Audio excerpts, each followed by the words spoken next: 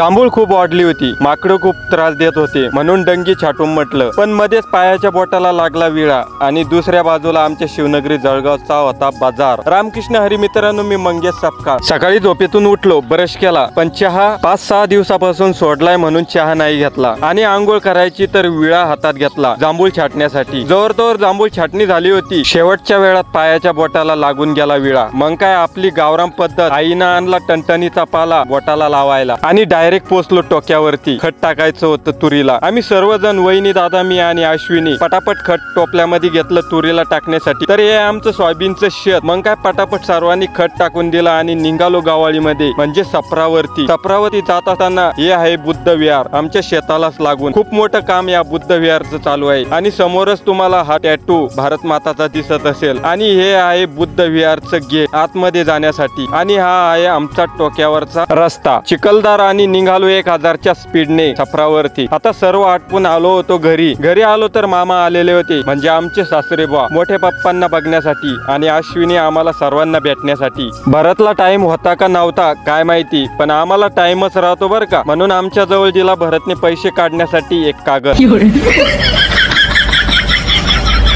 मग काय पटापट गेलो ना रोकडोबा महाराज बँकेमध्ये 4000 रुपये काढण्यासाठी। बँकेमध्ये आमच्या गावातले 2 कर्मचारी, संदीप आणि समाधान, खूप दिवसापासून बँकेचे कर्मचारी आहे बर का। Rokdoba Maharaj urban co-op credit society limited, Jalna जिल्हा। बाजूलाच आपल्याला मॅनेजर साहेब यांची कॅबिन पाहायला मिळते आणि त्यांच्या समोर कॅशियर यांची कॅबिन सुद्धा पाहायला मिळते। रोकडोबा महाराज बँकेचे खूप साऱ्या शाखा वेगवेगळ्या ठिकाणी आहे बर का। 10 वर्षापासून शिवनगरी जळगाव सपकाळ मध्ये रोकडोबा महाराज ही शाखा आहे। आलात तर एक वेळेस रोकडोबा महाराज या शाखेमध्ये नक्की पैसे डिपॉझिट करण्यासाठी हो। चला म्हटलं आता आपलं जे काम आहे ते आपण पटापट करून घेऊया। पटापट 4000 रुपये काढून घेतले आणि गेलो डायरेक्ट दीपक डॉक्टरच्या हॉस्पिटलला। सकाळी बोटाला विळा लागला होता ना, तर त्याचा कणारा खूप आला होता, म्हणजे सूज आणि दुखत होतं। हॉस्पिटलला आलो तर डॉक्टर साहेबांचे पेशंट चालू होते आणि दुसऱ्या बाजूला भरत पण आला होता आपल्याला बघण्यासाठी, कितीक लागलाय विळा म्हणून। मग काय डॉक्टर साहेबांनी पटापट बोटाला पट्टी करून दिली, पण पायाचे बोट खूप दुखत होतं। आता पट्टी करून हॉस्पिटलच्या बाहेर आलो। आज बाजार होता ना, म्हणून आमच्या गावात गर्दी असते। मग काय पटापट भरत आणि मी सेल्फी काढून घेतली आणि जाताना निलेशच्या मेडिकल मधून औषध घेऊन टाकले। आमच्या गल्लीतल्या भागुबाई माता यांचं दर्शन करून डायरेक्ट घरी। शिवती करत होते अभ्यास आणि महिला मंडळ करत होते स्वयंपाक। आता पोहोचलो डायरेक्ट आठवडे बाजार मध्ये। गणेश, मी, भरत, भागवत। चला म्हटलं आता रगडा खाऊया, पण कोण खाऊ घालेल? सर्वांचे बोट गेलं गणेश भाऊकडे। 3 रगडा म्हणता म्हणता 4 झाले आणि 4 म्हणता म्हणता 5 झाले, पण पैसे गणेश आणि भरतने दिले।